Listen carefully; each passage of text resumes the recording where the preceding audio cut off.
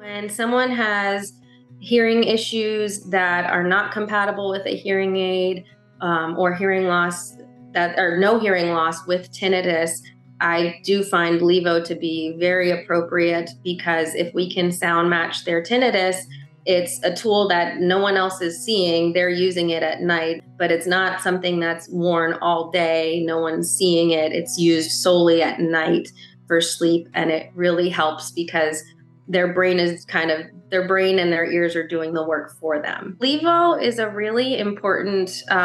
component for my tinnitus patients in my tool chest because some of my tinnitus patients aren't at the severity of hearing loss where hearing aids would help, or they have hearing aids and they're not benefiting enough from them with